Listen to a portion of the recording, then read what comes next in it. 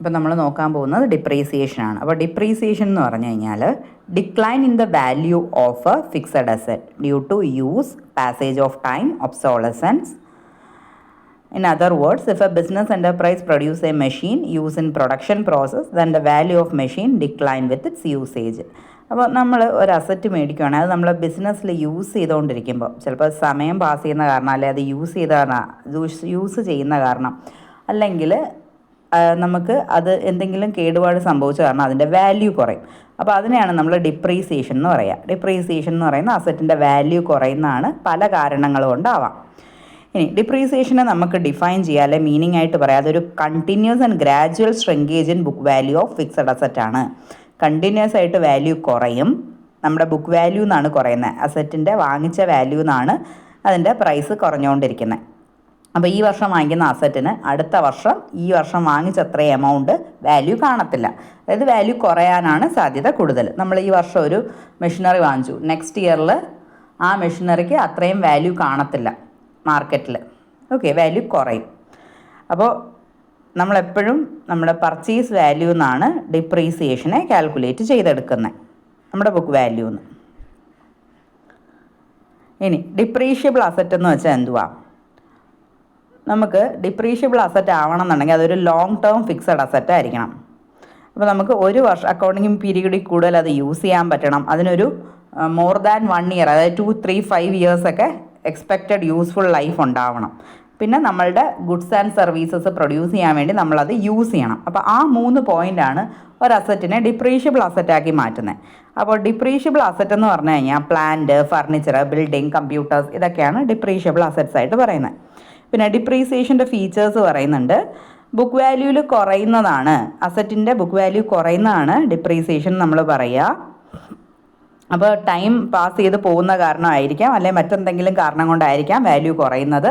പിന്നെ വാല്യൂ കുറയുന്നത് ഒരു കണ്ടിന്യൂസ് പ്രോസസ്സാണ് എന്നാണ് 3ാമത്തെ പോയിന്റ് പറയുന്നത്. 4ാമത്തെ പോയിന്റിൽ ഇതെന്ന് പറയുന്നത് ടാക്സ് ഡിഡക്റ്റബിളാണ്. നമുക്ക് ഡിപ്രീസിയേഷൻ എന്ന് പറയുന്ന എക്സ്പെൻസ് ചാർജ് ചെയ്യുമ്പോൾ നമ്മുടെ ടാക്സ് കുറയും. അതുകൊണ്ട് നമുക്ക് ഡിപ്രീസിയേഷൻ ചാർജ് ചെയ്യുന്നത് ടാക്സ് ബെനിഫിറ്റിനെ ഹെൽപ്പ് ചെയ്യും.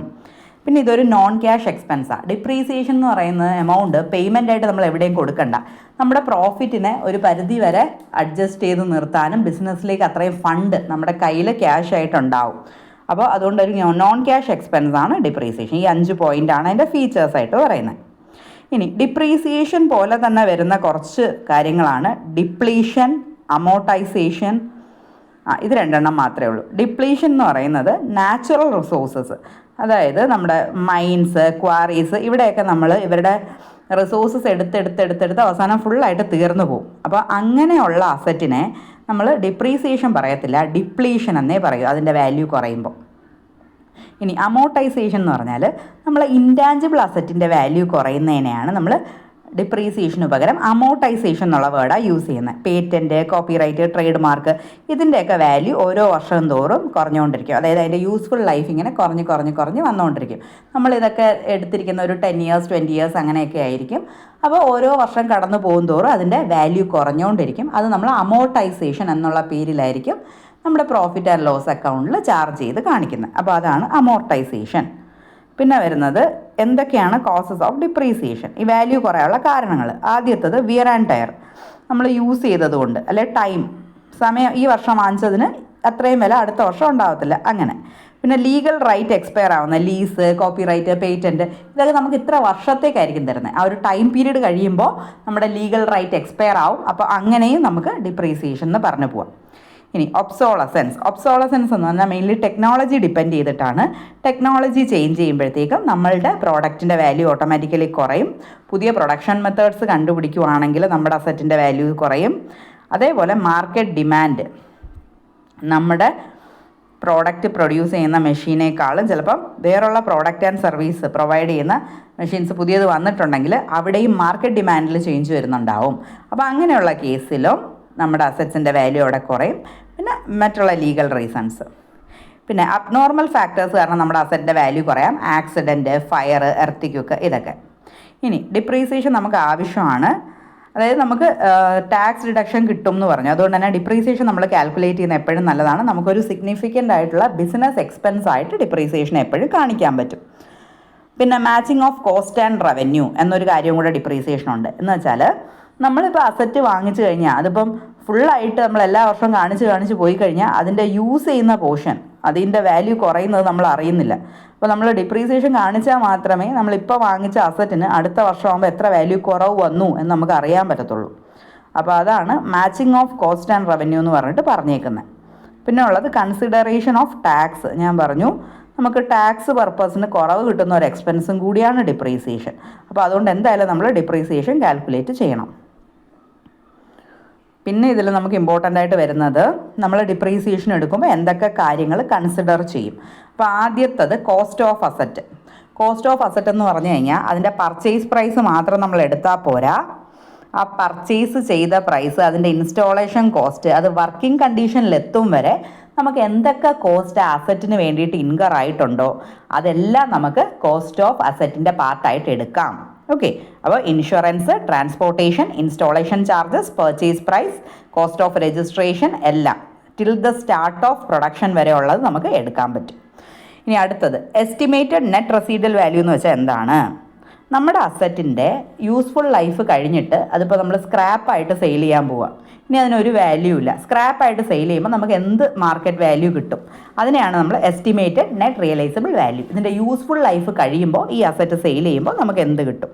അതാണ് എസ്റ്റിമേറ്റഡ് നെറ്റ് റിയലൈസബിൾ വാല്യൂ. അടുത്തതെന്ന് പറയുന്നത് ഡിപ്രീഷ്യബിൾ കോസ്റ്റ്. ഡിപ്രീഷ്യബിൾ കോസ്റ്റ് എന്താണെന്ന് പറഞ്ഞു കഴിഞ്ഞാൽ നമ്മുടെ അസറ്റിൻ്റെ ഡിപ്രീഷ്യബിൾ കോസ്റ്റിൽ നമ്മൾക്ക് ഡിപ്രീസിയേഷൻ കാൽക്കുലേറ്റ് ചെയ്യുന്ന എമൗണ്ട് ഏത് എമൗണ്ടിലാണോ അതാണ് നമ്മുടെ ഡിപ്രീഷ്യബിൾ കോസ്റ്റ് എന്ന് പറയുന്നത്.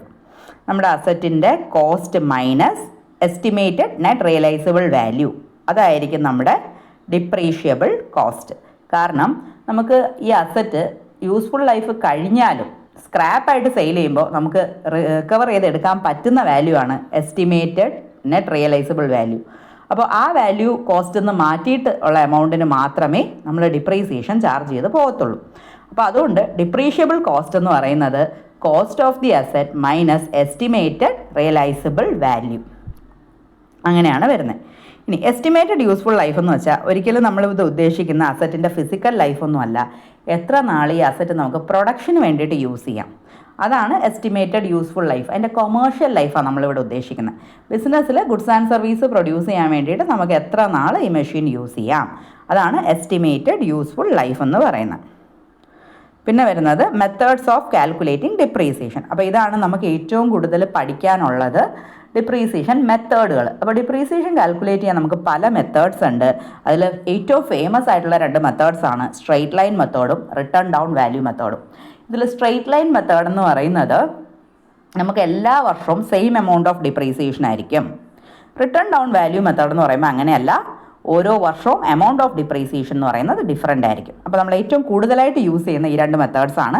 ഇത് കൂടാതെ ഇനിയും നമുക്ക് മെത്തേഡ്സ് ഉണ്ട്. Depreciation fund method, insurance policy method, sum of years digit method, double declining method etcetera which may be use for determine the amount of depreciation. അപ്പോൾ നമ്മൾ straight line method and written down value method കൂടാണ്ട് depreciation fund method, insurance policy method, sum of years digits method ഇതൊക്കെ നമ്മൾ depreciation calculate ചെയ്യാൻ വേണ്ടിയിട്ട് നമ്മൾ use ചെയ്യുന്നുണ്ട്. ഇനി ഏത് മെത്തേഡ് ചൂസ് ചെയ്യണം എന്നെങ്ങനെ നമ്മൾ തീരുമാനിക്കും? അസറ്റിൻ്റെ ടൈപ്പ് നോക്കുക, nature of the use of asset. അപ്പോൾ ഇത് എങ്ങനെയാണ് ഈ അസറ്റിൻ്റെ നേച്ചർ എന്നുള്ളത് നോക്കുക. പിന്നെ circumstances prevailing in the business, നമ്മുടെ ബിസിനസ്സിൻ്റെ റിക്വയർമെൻറ്റ്. അപ്പോൾ ഇത്രയും കാര്യങ്ങൾ നോക്കിയിട്ടായിരിക്കും നമ്മൾ ഏത് മെത്തേഡ് ഓഫ് ഡിപ്രീസിയേഷൻ വേണം എന്നുള്ളത് ഡിസൈഡ് ചെയ്യുന്നത്.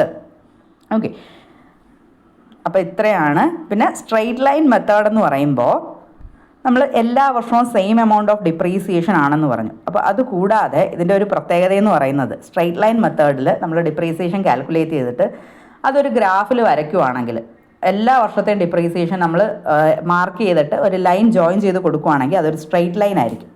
അതുകൊണ്ടാണ് ഇതിനെ നമ്മൾ സ്ട്രെയിറ്റ് ലൈൻ മെത്തേഡ് എന്ന് പറയുന്നത്. സ്ട്രെയിറ്റ് ലൈൻ മെത്തേഡിൻ്റെ വേറൊരു പേരാണ് ഫിക്സഡ് ഇൻസ്റ്റാൾമെൻറ്റ് മെത്തേഡ്. ഇനി ഇതിൻ്റെ ഫോർമുല എങ്ങനെയാണെന്ന് വെച്ചാൽ ഡിപ്രീസിയേഷൻ എമൗണ്ട് കാൽക്കുലേറ്റ് ചെയ്യാൻ വേണ്ടിയിട്ട് cost of the asset minus estimated net residual value divided by estimated useful life of asset. അതാണ് ഇതിൻ്റെ ഫോർമുല എന്ന് പറയുന്നത്. അപ്പോൾ ഡിപ്രീസിയേഷൻ കാൽക്കുലേറ്റ് ചെയ്യാൻ cost of the asset. Cost of the അസറ്റിൽ നമ്മൾ പറഞ്ഞു അസറ്റിൻ്റെ പർച്ചേസ് പ്രൈസ് എടുക്കാം, ട്രാൻസ്പോർട്ടേഷൻ, ഫ്രൈറ്റ്, ഇൻസ്റ്റാളേഷൻ ചാർജസ്, അത് പ്രൊഡക്ഷന് റെഡി ആയിട്ട് നമ്മൾ ഇൻസ്റ്റാൾ ചെയ്ത് റെഡിയാക്കി വെക്കുന്നവരെയുള്ള എല്ലാ കോസ്റ്റും. എന്നിട്ട് അതിൽ നിന്ന് നമ്മൾ എസ്റ്റിമേറ്റഡ് നെറ്റ് റിയലൈസബിൾ വാല്യൂ, അതായത് അതിപ്പോൾ യൂസ്ഫുൾ ലൈഫ് കഴിഞ്ഞു, യൂസ്ഫുൾ ലൈഫ് കഴിഞ്ഞ് സ്ക്രാപ്പായിട്ട് സെയിൽ ചെയ്യുമ്പോൾ എത്ര രൂപ കിട്ടും അത് നമ്മൾ അതിൽ നിന്ന് മാറ്റണം. മാറ്റിയിട്ട് അതിൻ്റെ എസ്റ്റിമേറ്റഡ് യൂസ്ഫുൾ ലൈഫ് എത്ര നാൾ നമുക്ക് അതിനെ ബിസിനസ്സിൽ സർവീസ് റെൻഡർ ചെയ്യാൻ അല്ലെങ്കിൽ പ്രൊഡക്ഷൻ ചെയ്യാൻ വേണ്ടിയിട്ട് യൂസ് ചെയ്യാം, ആ നമ്പർ ഓഫ് ഇയേഴ്സ് വെച്ച് നമ്മൾ ഡിവൈഡ് ചെയ്യണം. അതായിരിക്കും നമ്മൾ ഓരോ വർഷവും ചാർജ് ചെയ്യുന്ന depreciation amount under straight line method. ഇനി അതിനെ പെർസെൻറ്റേജ് ആക്കണമെന്ന് വിചാരിച്ചോളൂ. അപ്പോൾ ഇനി നമുക്ക് പെർസെൻറ്റേജിൽ അറിയണമെന്നുണ്ടെങ്കിൽ റേറ്റ് ഓഫ് ഡിപ്രീസിയേഷൻ കണ്ടുപിടിക്കാൻ ആ ഡിപ്രീസിയേഷൻ എമൗണ്ട് ഡിവൈഡഡ് ബൈ നമ്മുടെ അക്യൂസിഷൻ കോസ്റ്റ് എത്രയാണോ, അതായത് കോസ്റ്റ് നമ്മൾ എത്ര രൂപയ്ക്കാണോ ഇത് മേടിച്ചത്, cost minus estimated residual value, അത് ഡിനോമിനേറ്ററിൽ എടുക്കുക ഇൻറ്റു 100. അപ്പോൾ അത് പെർസെൻറ്റേജിൽ കിട്ടും. ഓക്കെ, അപ്പോൾ ഇവിടെ ഒരു ക്വസ്റ്റ്യൻ എക്സാമ്പിൾ ചെയ്തിട്ടുണ്ട്. അസറ്റിൻ്റെ വാല്യൂ 2,50,000 ഉണ്ടായിരുന്നു. യൂസ്ഫുൾ ലൈഫ് കഴിയുമ്പോൾ 50,000 സെയിൽ ചെയ്യാമെന്ന് പറഞ്ഞു. അതുകൊണ്ട് തന്നെ അതിൻ്റെ ആക്ച്വൽ അക്യൂസിഷൻ കോസ്റ്റിൽ നിന്ന് ആ എസ്റ്റിമേറ്റഡ് റിയലൈസബിൾ വാല്യൂ ആയിട്ടുള്ള 50,000 രൂപ കുറച്ചു. എന്നിട്ട് 10 ഇയേഴ്സ് ആണ് യൂസ്ഫുൾ ലൈഫ് എന്ന് പറഞ്ഞു, 10 ഇയേഴ്സ് വെച്ച് ഡിവൈഡ് ചെയ്തു. അപ്പോൾ ആ 20,000 ആണ് നമ്മൾ സ്ട്രെയിറ്റ് ലൈൻ മെത്തേഡിൽ ഓരോ വർഷവും നമ്മൾ ചാർജ് ചെയ്ത് പോവേണ്ട ഡിപ്രീസിയേഷൻ എമൗണ്ട് എന്ന് പറയുന്നത്. അപ്പോൾ സ്ട്രെയിറ്റ് ലൈൻ മെത്തേഡ് എന്ന് പറയുന്നത് നല്ല ഈസിയാണ്. ഇനി അതിനെ പെർസെൻറ്റേജ് ആക്കാൻ വേണ്ടി നമ്മൾ ഇത്രയും മാത്രം ചെയ്താൽ മതി. ആനുവൽ ഡിപ്രീസിയേഷൻ എമൗണ്ട് ന്യൂമറേറ്ററിൽ എടുക്കുക, കോസ്റ്റ് ഡിനോമിനേറ്ററിൽ എടുക്കുക ഇൻറ്റു 100. അപ്പോൾ എത്ര പെർസെൻറ്റേജ് ആണ് ആ ഡിപ്രീസിയേഷൻ എന്നുള്ളത് നമുക്കറിയാൻ പറ്റും. ചിലപ്പോൾ ചില ക്വസ്റ്റ്യനിലൊക്കെ നമുക്ക് പെർസെൻറ്റേജ് ഡയറക്റ്റായിട്ട് തന്നേക്കും. അപ്പോൾ നമ്മൾ ഈ കോസ്റ്റിൻ്റെ പുറത്ത് അതങ്ങ് അപ്ലൈ ചെയ്ത് കൊടുത്താൽ മതി. എല്ലാ വർഷവും സെയിം എമൗണ്ട് ഓഫ് ഡിപ്രീസിയേഷൻ തന്നെ ആയിരിക്കും. ഓക്കെ, അപ്പോൾ ഇത് സ്ട്രെയിറ്റ് ലൈൻ മെത്തേഡ്. അപ്പോൾ നാളെ നമുക്ക് റിട്ടേൺ ഡൗൺ വാല്യൂ മെത്തേഡ് നോക്കാം.